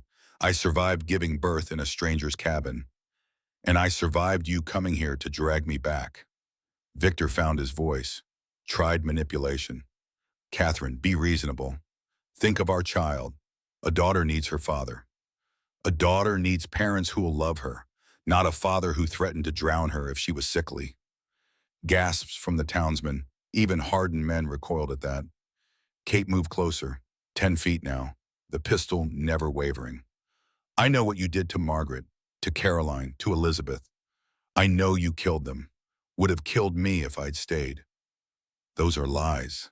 Are they? Then explain the bodies Isaiah found. Explain the testimony. Explain why 3 pregnant women disappeared while married to you. Victor had no answer. His mask completely shattered now, revealing the monster beneath. He made a sudden move, reaching for his pistol. Kate fired. The shot echoed across the valley. Victor screamed, fell from his horse, clutching his shoulder. Not dead, not even close, but wounded, disarmed. Kate lowered the pistol, her hands shaking now, delayed reaction. That's for every time you hit me, every time you made me feel worthless, every time you threatened my baby. She turned and walked back to the cabin, legs barely holding her up, but she walked. Didn't run, didn't cower, walked. Benjamin caught her before she fell, held her and Mercy together. I did it, she whispered. I stood up to him. I finally stood up. You did more than stand up. You fought back. Is it over? Is it really over? Isaiah approached Victor. The man was on the ground, bleeding, crying, all pretense of civilization gone. Victor Morrison, you're under arrest for 3 counts of murder, federal charges. You'll be taken to Cheyenne, then to trial, then to the gallows. Victor tried to speak, tried to threaten, tried to bargain, but his voice was weak now, powerless, just a man, nothing more. The townsmen bound him, loaded him onto a wagon. Cole Fletcher and the surviving hired guns surrendered without fight, self-preservation trumping loyalty. As the wagon pulled away, Victor called back one last time. This isn't over, Catherine. I'll get out. I have friends. I have money. I'll come back for you. For that baby. You're mine. You'll always be. Isaiah slapped him silent. Shut up. You're going to hang, and good riddance. The wagon disappeared over the ridge. Silence fell. The kind of silence that follows a storm. Heavy, ringing, final. Harold approached Benjamin, head down, ashamed. I almost didn't come. Almost let fear win. If Sarah hadn't pushed me. But you came. That's what matters. I don't deserve forgiveness. None of us do, but we get it anyway. That's what grace is. The townspeople started to disperse, heading home, lives to return to. But they'd been changed, all of them, by choosing to stand, by choosing right over easy. Thomas Brennan lingered, looking at Benjamin and Kate. My Mary, the things he did to her. If she could see this. She can, Kate said softly, and she knows. Justice found him. Finally. Thomas nodded, tears in his weathered eyes. Then he left. Isaiah was last. He clasped Benjamin's shoulder. You did good, son. Clara would be proud. Couldn't have done it without you. That's the point. None of us can do it alone. That's the lesson. He mounted his horse, then paused. Oh, and Kate, about that marriage. Federal judge will grant an annulment. Marriage made under false pretenses. You're free, legally, completely. Kate's knees buckled. Benjamin caught her. Free, she whispered. I'm actually free. They stood in the morning light, Benjamin, Kate, Mercy, and the three children who'd emerged cautiously from the cabin. Grace ran to Benjamin, threw her arms around him. You did it, Papa. You kept your promise. We did it, Lou, all of us together. Samuel appeared, trying to be brave. Is the bad man gone? Gone forever. Rose toddled over, grabbed Kate's skirt. Mama Kate, stay. Kate looked at Benjamin, question in her eyes. He had asked her before, in fear, in desperation, in the middle of preparing for violence. Now he asked again, in peace and certainty, in the light of victory. He knelt, right there in the mud and blood and melting snow. Catherine Morrison, will you marry me? Not because you need protection, not because you're running, but because I love you, because I can't imagine my life without you, because you saved me just as much as I saved you. Kate was crying, but smiling through the tears. Yes, 1,000 times yes. Grace cheered. Samuel whooped. Rose clapped her small hands. And Mercy just slept. Peaceful, safe, protected. 3 weeks later, Deputy Walsh rode up with official mail. Benjamin opened the letter. Read it. Went very still. Kate saw his face. What is it? Victor's execution notice. Hanged at dawn for the murders of Margaret Caroline and Elizabeth Morrison. Small crowd gathered. Nobody mourned. Kate took the letter, read it herself, waiting for some feeling. Relief. Vindication. But there was only emptiness. I thought I'd feel something. What do you feel? Like a chapter closed. And I don't know what to do with the blank pages. Benjamin pulled her close. You fill them with new stories. Our stories. That evening they buried the newspaper in the backyard. Symbolic gesture. Maybe silly, but it felt right. The children helped dig. Grace understanding without being told what they were really burying. Goodbye, bad man, Rose said solemnly, patting the dirt. Good riddance, Samuel added. May God have mercy on his soul, Grace finished. They stood in a circle, 5 of them, 6 counting Mercy in Kate's arms. A family forged from loss and hope and stubborn, defiant love. What now? Samuel asked. Benjamin looked at his wife, his children, his home. Now we live, that's all. We just live. The wedding happened in February, early spring coming to Wyoming. The whole valley turned out. People who'd fought beside them, people who'd simply heard the story, people who believed in second chances. Isaiah officiated, had the legal authority as a former marshal, wore his best suit, looked uncomfortable but proud. The women of the town had made Kate a dress, pale blue, Clara's favorite color. Grace's suggestion, a way of honoring the past while embracing the future. Grace, Samuel, and Rose stood with Kate, her attendants, her family. Thomas Brennan stood with Benjamin, best man by default and by choice. Harold Pritchard provided flowers. Still making amends. The ceremony was simple, frontier style, but beautiful in its plainness. Benjamin Carter, do you take Catherine to be your wife? I do, in this life and whatever comes after. Catherine, do you take Benjamin to be your husband? I do, for as long as we both shall live. Isaiah pulled out a ring. Benjamin had gone to town, found Clara's ring in the jewelry shop where he'd sold it during her illness. Bought it back. Kate recognized it. That's Clara's. Isaiah helped me find it. She'd want you to have it. He slipped it on her finger. Not to replace her. To honor what she taught me about love. Kate was crying now. I promised to love her through loving you. Through loving Grace and Samuel and Rose. Through building the life she dreamed of. I now pronounce you man and wife. Benjamin kissed Kate. The crowd cheered. Mercy started crying, which made everyone laugh. Grace picked up her baby sister. Shh, Mama and Papa are just being mushy. The celebration lasted into evening. Music, dancing, food brought by neighbors, children running wild, adults drinking and laughing and forgetting for a moment how hard life was. Benjamin and Kate danced, awkward at first, then finding rhythm. This is really happening. It really is. I keep thinking I'll wake up, that you'll be gone. I'm not going anywhere, you're stuck with me. Best thing that ever happened to me. Me or Mercy, both, all of you, this whole messy, beautiful family.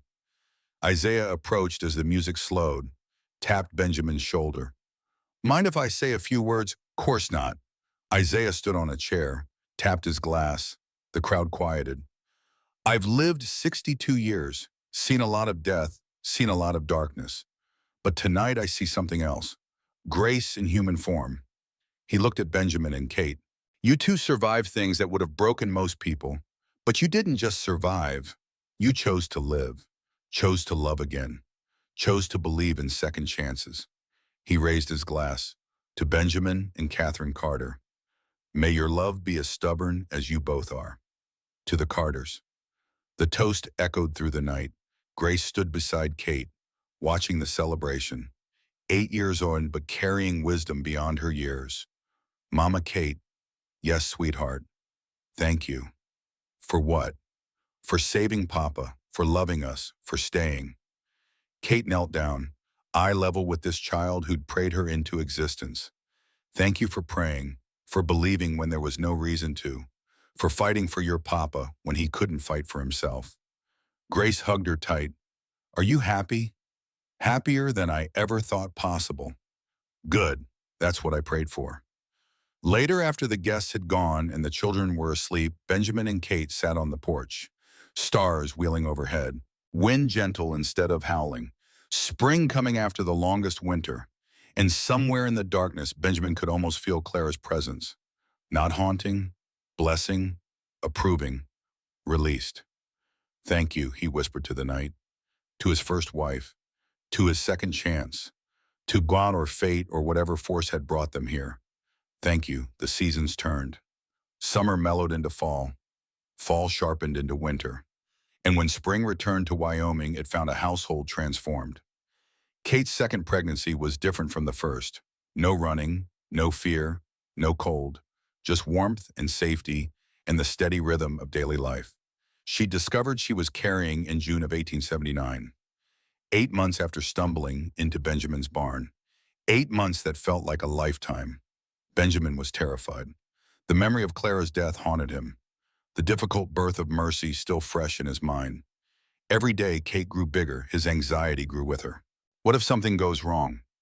They were in bed, Kate's hand resting on her swelling belly, Benjamin's hand covering hers. Nothing will go wrong. You can't know that. I'm not Clara. Different body, different pregnancy, different circumstances. She turned to face him in the darkness. I'm not starving or freezing or running for my life. I'm healthy, safe, strong. What if I lose you? You won't. I can't do this without you, Kate. These children, this life, I need you. She pulled his hand to her belly. Let him feel the baby kick. This one's fighting already. Feel that. That's your stubbornness, your strength. This baby's going to be fine. I'm going to be fine. We're all going to be fine. Benjamin wanted to believe her, tried to believe her, but fear had roots deep in his chest.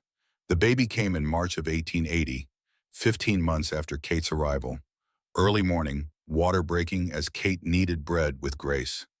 Papa, Grace's voice cut through the house.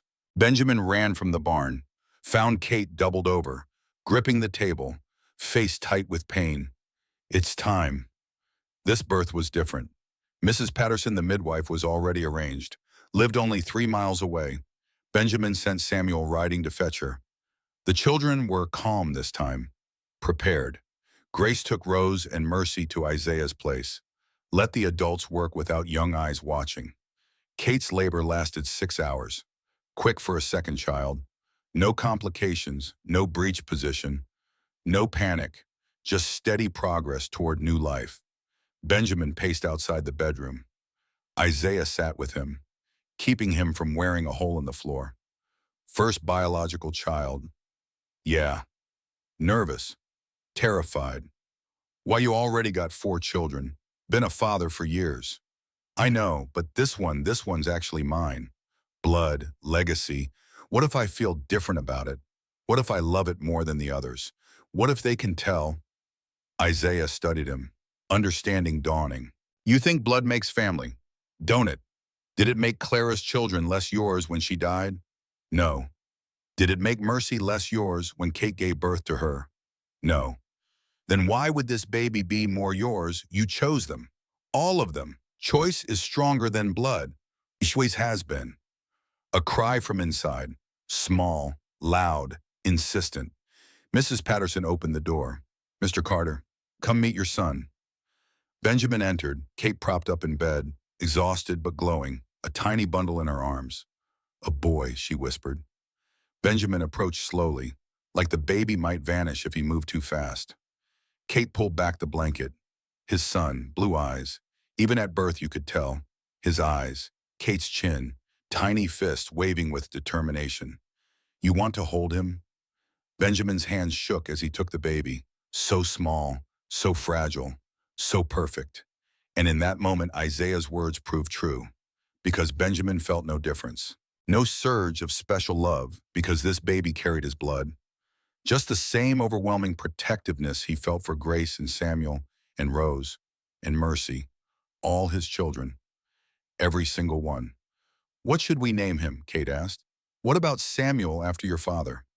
Kate's eyes filled. Benjamin had remembered. A story she'd told months ago about her father, dead when she was young. Kind man, gentle man, nothing like Victor. Samuel Benjamin Carter, she said. After both our fathers. Fresh start for both of us. Grace returned that evening with the other children. They crowded into the bedroom, wanting to see the new baby. He's so small, Grace marveled. You were smaller, Benjamin said. Samuel, now 7, stood tall. That's Samuel Jr. I'm Samuel Sr. Everyone laughed. Even the baby seemed to react. Tiny mouth curving upward. See, he knows I'm in charge, Samuel Sr. declared. Rose, 5 years old now, wanted to hold the baby immediately. Mercy, 18 months, looked suspicious. This interloper getting all the attention. Kate watched them. All of them. This family built from broken pieces. We did it, she whispered to Benjamin later, after the children had gone to bed, after the house quieted. We actually built something real. We did. I love you. I love you too. Simple words, but weighted with everything they meant. Survival, choice, commitment, grace. Summer came. Benjamin began building the new house. The current cabin was too small. 6 people now, 7 counting baby Samuel. They needed space, room to breathe, room to grow. He'd been planning it for months, drawing designs with Isaiah, calculating costs, gathering materials. 2 stories, 4 bedrooms, a real kitchen for Kate, a study for keeping ranch accounts, a porch that wrapped around 3 sides. It would take months to build. But he had help. The whole community volunteered labor. Thomas Brennan provided lumber at cost. Harold Pritchard handled carpentry. The 3 ranchers worked weekends. Even Eleanor Hayes sent money. Clara's sister, the woman who'd appeared 6 months after the wedding, seeking the sister she'd lost contact with years ago, finding instead a family that welcomed her grief. Eleanor had stayed a week, her children bonding with Carter children, her stories filling gaps in Grace's understanding of her mother. Before she left, she'd pulled Benjamin aside. Clara sent Kate to you. I believe that with my whole heart. Eleanor, that's not possible. Isn't it? Look at the timing, the way everything happened, the prayer, the blizzard, the exact moment Kate stumbled into your barn. Eleanor's eyes were fierce with conviction. My sister loved you, loved those children. She wouldn't have left you to suffer. Somehow, some way, she made sure you'd be okay. Benjamin had wanted to dismiss it, but couldn't quite. Too many coincidences, too much grace. Whether she did or not, I'm grateful. To her, to Kate, to whatever force brought us together. That's all that matters. Now in summer heat, Benjamin and his helpers raised walls, framed windows, laid floors. Grace worked alongside them. 10 years old, strong for her age, stubborn like both her mothers. She'd claimed the east bedroom, designed it herself, window facing the sunrise, built-in bookshelf, writing desk. Can we paint one wall yellow, she asked. Mama loved yellow. Kate, holding baby Samuel, smiled. I love that idea. Which mama? Rose asked. Innocent curiosity. First mama, Clara. She said yellow was the color of hope. Then we'll paint it yellow, Kate said. For her. But that night, Grace's emotions caught up with her. Kate found her crying in the half-built room. 10 years old, trying to be strong, trying to balance love for two mothers without betraying either. Sweetheart, what's wrong? Grace looked up, tears streaming. I'm a bad person. Kate sat beside her, let her cry without rushing. When the sobs quieted, she tried again. Why would you think that? Because sometimes I forget. I forget to miss first mama. I go whole days without thinking about her. And when I remember, I feel terrible, like I betrayed her. Oh, Grace. And then I feel guilty for loving you. Because what if first mama can see? What if she thinks I replaced her? What if she sat in heaven because I call you mama? Kate pulled the girl close. This child who carried too much, who'd grown up too fast, who'd taken on burdens meant for adults. Your first mama wrote you letters. Do you still have them? All of them. I keep them under my pillow. What did the last one say? The one your papa gave you before dying, Grace recited from memory. She said love isn't a pie with limited slices, that I can love her and love whoever comes next, that it's not betrayal. Do you believe that? I want to, but it's hard. I know. But let me tell you something about love. It doesn't run out. It doesn't divide. It multiplies. Kate touched Grace's heart. You have enough love in here for both of us, for your papa, for your siblings, for everyone. And using that love doesn't make it less. It makes it more. You really think First Mama would want me to love you? I know she would, because she loved you enough to want you to be happy, even after she was gone. Grace was quiet for a long time. Then there's one more letter. Papa said he'd give it to me when I really needed it. Do you think now is when I really need it? I think that's between you and your papa. Benjamin appeared in the doorway. He'd been listening, waiting. Yeah, Lou, now's the time. He pulled an envelope from his pocket. Worn, carried close to his heart for 2 years. Grace's name written in Clara's shaking hand. Grace opened it with trembling fingers, read silently, tears falling on the paper. When she finished, she looked up at both of them. She knew. She knew I'd struggle with this. What did she say? Kate asked gently. Grace read aloud. My darling Grace, if you're reading this, you're struggling with loving someone new.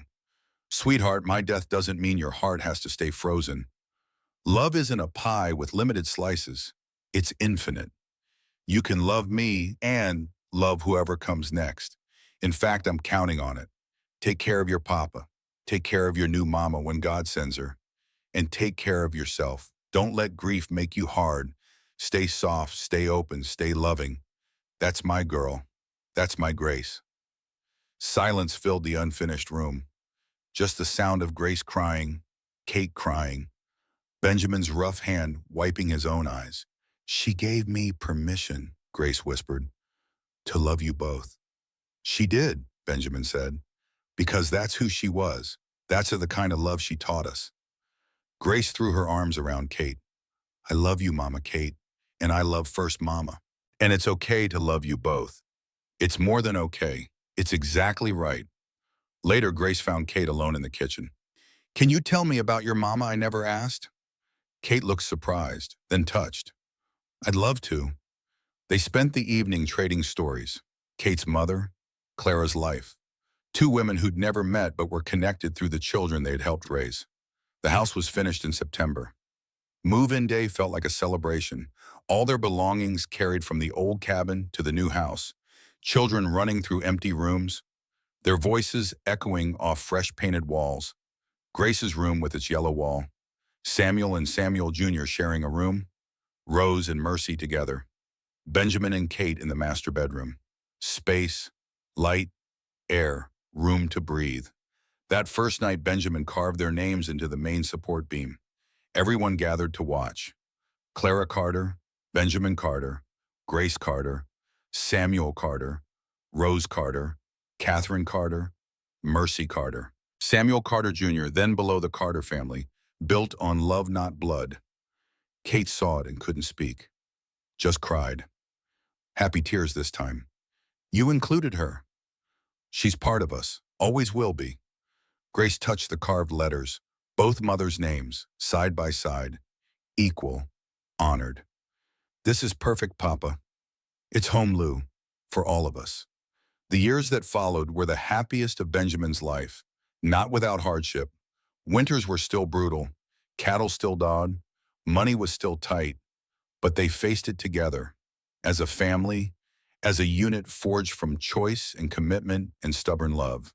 Grace grew into a young woman, 13 years old by 1883, already showing signs of the teacher she'd become, patient with her younger siblings, wise beyond her years, still carrying both mothers' letters, still reading them, still learning. Samuel Sr., 11 now, was Benjamin's shadow, learning ranch work, how to mend fences, break horses, read the weather. A boy becoming a man through watching his father's quiet example.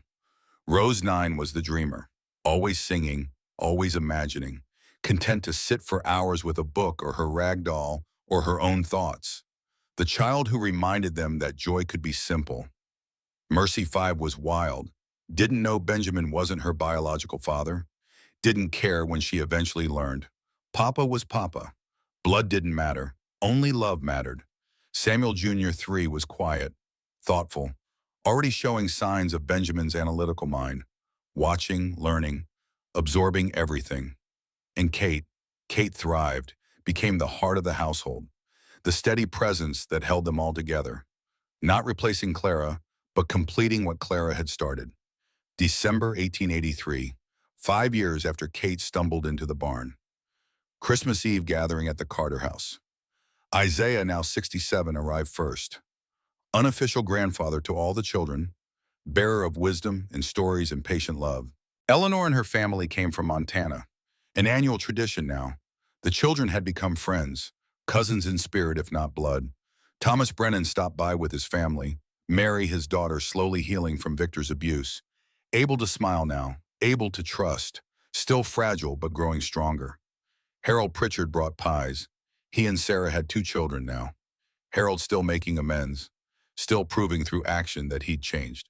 The house was full, 20 people. Laughter, music, food, warmth against the winter cold.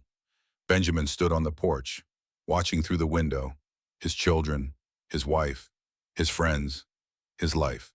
Kate joined him, wrapped in a shawl, breath misting in the cold. You're thinking too much. Just counting blessings? How many you got? Lost count, around 50. She laughed, leaned against him. You ever regret it? Taking in a half-frozen stranger? Every day. She elbowed him. He caught her, pulled her close. I'm joking. Best decision I ever made. Second best was saying yes when you showed up in my barn. You found me. I didn't show up. Grace's prayer brought you. Clara's love guided you. God's mercy saved you. He kissed her forehead. I just had sense enough not to turn you away. We saved each other. We did. They stood in comfortable silence. Then Grace appeared in the doorway, 13 years old, already taller than Kate, beautiful in the way Clara had been beautiful, strong in the way Kate was strong. Papa, Mama, Kate, can we go visit First Mama's grave tomorrow for Christmas, all of us together? Benjamin and Kate exchanged a look. He hadn't visited Clara's grave since Kate arrived. 5 years, 5 years of guilt and fear and uncertainty about whether Clara would approve. You sure, Lou? I'm sure. I think it's time. Then yes, we'll go tomorrow. Christmas morning dawned clear and cold. After presents were opened and breakfast eaten, the family bundled up. Even baby Samuel Jr., now 3, wrapped in layers. They walked together to the small cemetery on the edge of the property. Clara's grave marked with a simple wooden cross, weathered by 5 years of wind and snow and sun. Grace had replaced the cross every year, kept it fresh, kept flowers there, even in winter. Dried blooms preserved like memories. Clara Carter, beloved wife and mother, 1849 to 1878. They stood in a semicircle, Benjamin, Kate, 6 children, plus Isaiah, who'd followed at a respectful distance. Grace spoke first, her voice clear despite the emotion behind it. Hi, Mama. It's Grace. I'm 13 now. Can you believe it? She smiled through tears. I brought everyone, Papa, Mama, Kate, all the kids, even Samuel Jr. You'd love him. He's got Papa's eyes. She took a breath. I read your letters every week. I'm trying to be brave like you said, trying to stay soft and loving. It's hard sometimes, but I'm doing it. I miss you, but I'm okay. We're all okay. Samuel Sr. stepped forward, awkward, not used to expressing feelings.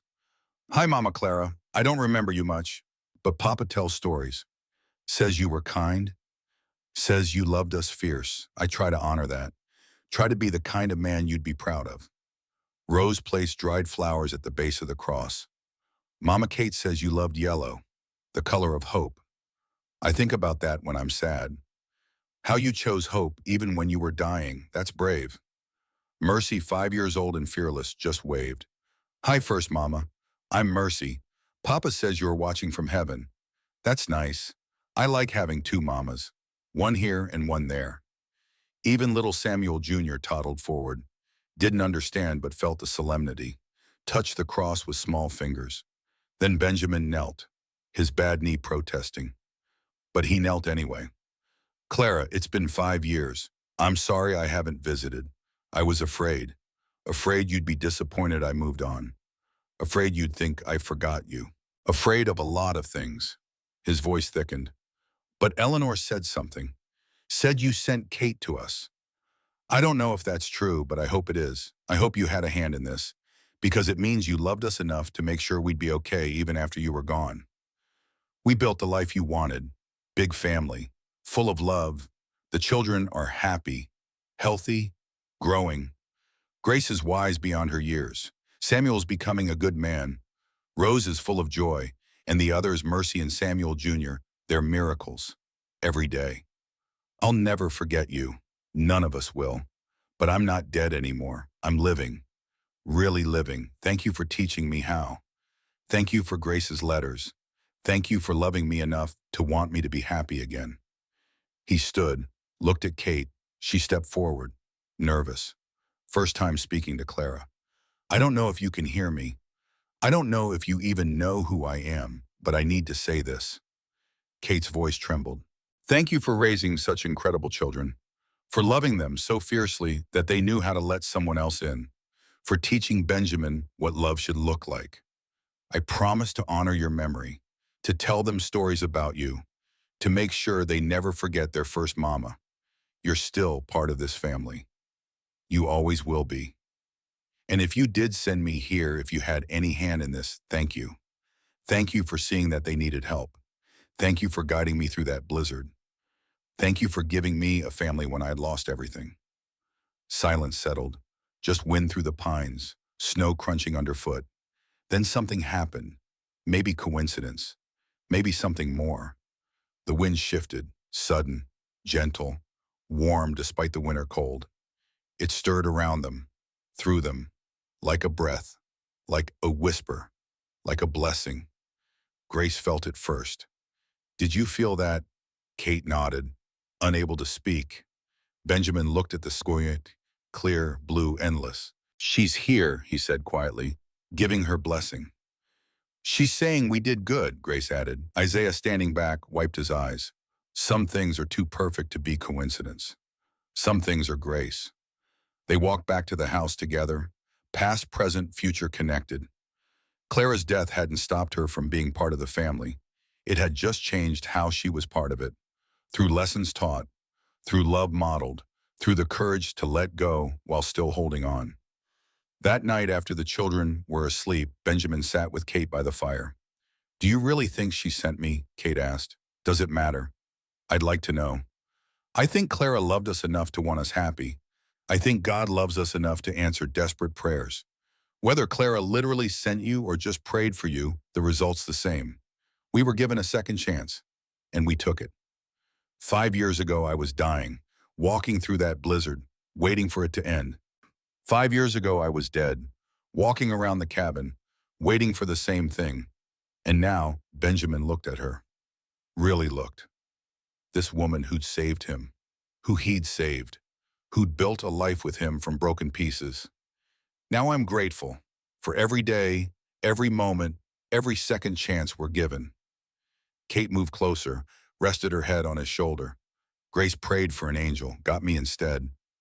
You were the angel, you just didn't know it. We saved each other. We did. They sat in the quiet, fire crackling, house settled, children dreaming, and somewhere in ways they couldn't quite explain Clara's presence. Not haunting, not even hovering, just present, woven into the fabric of their lives. Love doesn't end, it transforms.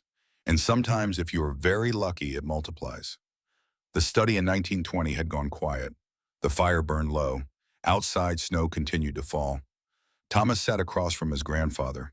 Tears dried on his cheeks, eyes red but clear. Really listening now, really hearing. Benjamin leaned back in his chair, 76 years old, weathered by time but unbroken. And that's the story.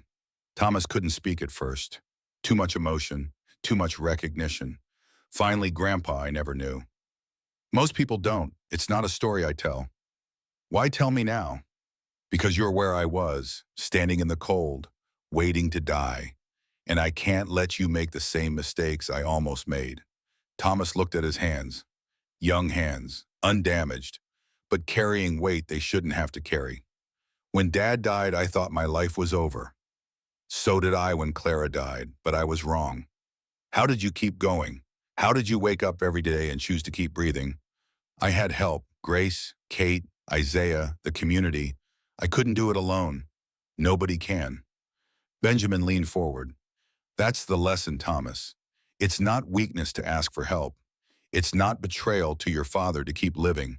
It's honoring him by taking the life he gave you and doing something with it. The door opened. Grace entered, 50 years old now. Benjamin's daughter, Thomas's grandmother, still carrying her mother's wisdom in her eyes.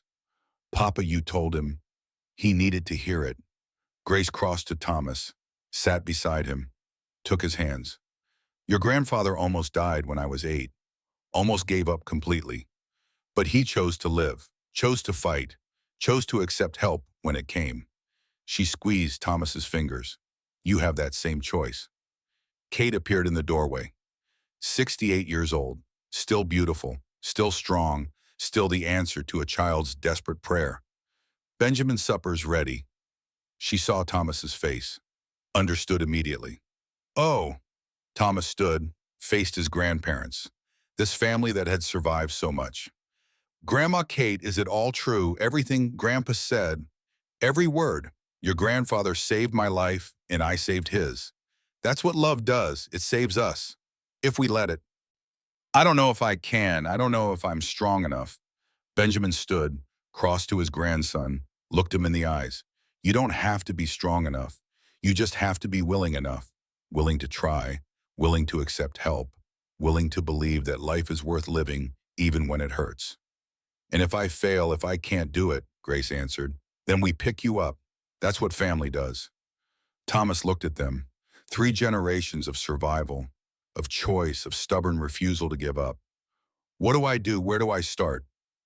Same way I did, one day at a time, one choice at a time. Benjamin put his hand on Thomas's shoulder. Tomorrow morning you get up, you eat breakfast, you do one small thing. Then the next day, one more small thing.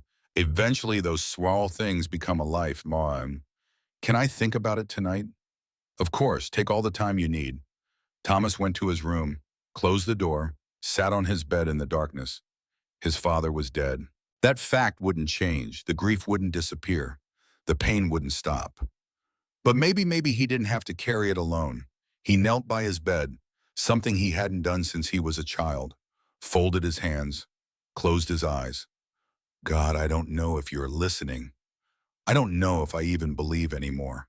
But my grandfather says you hear desperate prayers, and I'm desperate. His voice cracked. I can't do this alone. I need help. I need to want to live again. I don't know how. I don't know where to start. But if you're listening, please, send someone or something. Just help me. Amen. He opened his eyes. Nothing changed. The room was still dark. His father was still dead. The pain was still there. But something shifted. Small, barely noticeable, like the first crack in ice before the thaw. Hope, just a sliver, just a possibility. But there, a knock on the door, Benjamin's voice. Can I come in? Yeah. Benjamin entered, sat beside his grandson on the bed. Did it get easier? Missing Clara. No, I still miss her every day, but I learned to carry it differently. With Kate's help, with my children's help. The weight didn't get lighter, I just got stronger. Will I get stronger? Yes, if you let yourself, if you accept help when it comes. Promise, promise, now get some sleep. Tomorrow's a new day and we'll face it together. Benjamin stood to leave, paused at the door. Thomas, that prayer you just said. Grace said the same thing 42 years ago. And the next day, Kate appeared in our barn. God hears desperate prayers. Have faith. He closed the door, left Thomas alone in the darkness. But not alone. Never alone. Because that's what family meant. Carrying each other, supporting each other, saving each other when saving yourself seemed impossible. Christmas morning 1920 dawned cold and bright. The entire Carter family gathered at the main house. Extended family now. Sprawling, loud, alive. Grace's husband and children. Samuel Sr.'s wife and kids. Rose and her family. Mercy with her husband. Samuel Jr. with his fiancée. Plus Eleanor's descendants. Isaiah's adopted grandchildren. Thomas Brennan's family. Harold Pritchard's grown children, 40 people. Maybe more. All connected through that winter in 1878. Through one child's prayer. Through two broken people who chose to save each other. Benjamin stood on the porch, Kate beside him, watching the chaos inside. You did good, she said. We did good.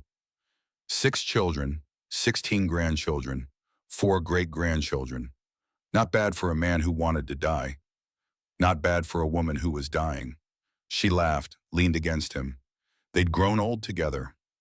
42 years, longer than most marriages lasted, built on a foundation of grace and choice and stubborn love.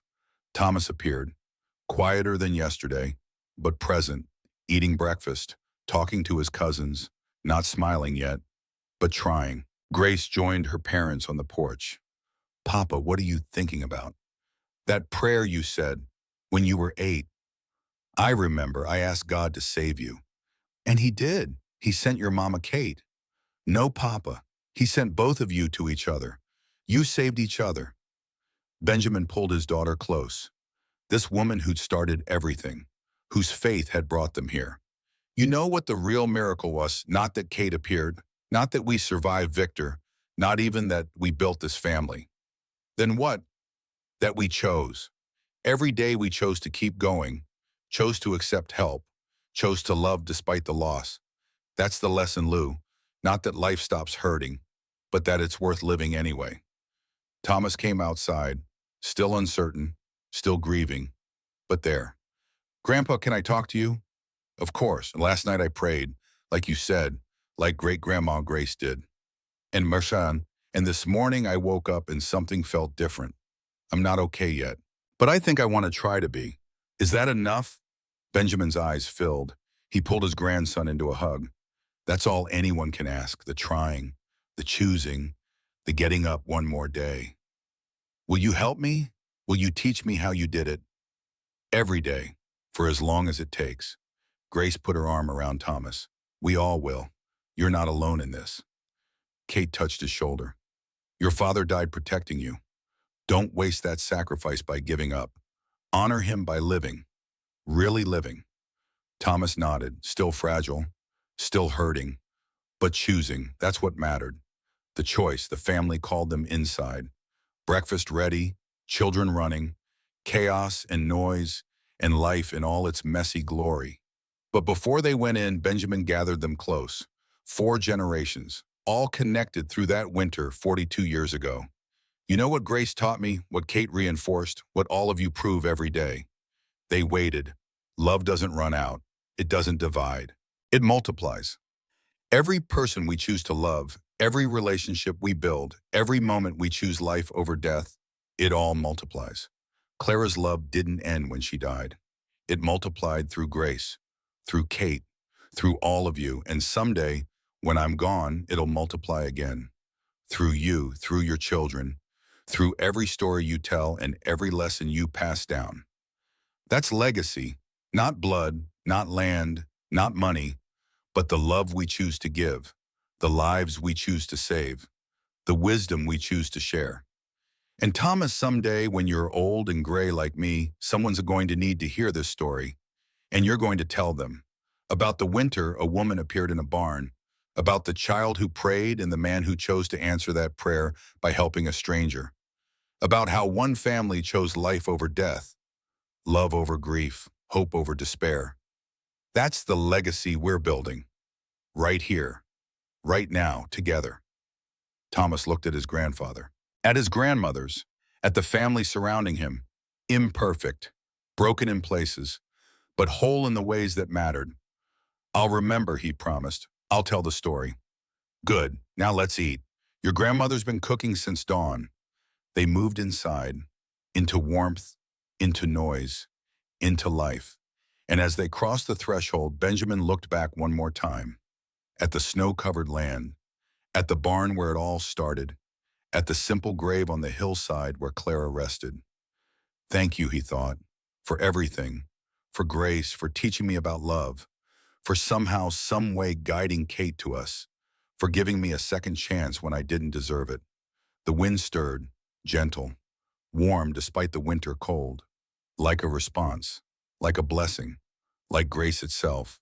He smiled, turned, followed his family inside, because that's what life was, choosing to turn toward warmth, choosing to accept grace, choosing to believe that even in the darkest winters, spring would come again. And sometimes, if you were very lucky, it came wrapped in answered prayers and second chances and love that multiplied beyond measure. 42 years ago, an 8-year-old girl had prayed for an angel to save her father, and God had answered, not with wings and halos, but with a half-frozen woman stumbling into a barn, with a man choosing to help when help meant danger, with a community standing together against evil, with love building family from broken pieces, grace, unearned, impossible, transforming. That was the lesson. That was the legacy. That was the story worth telling. And as long as someone remembered it, as someone passed it down, as long as someone chose to believe that desperate prayers could still be answered, Clara's love would never die. It would just multiply forever.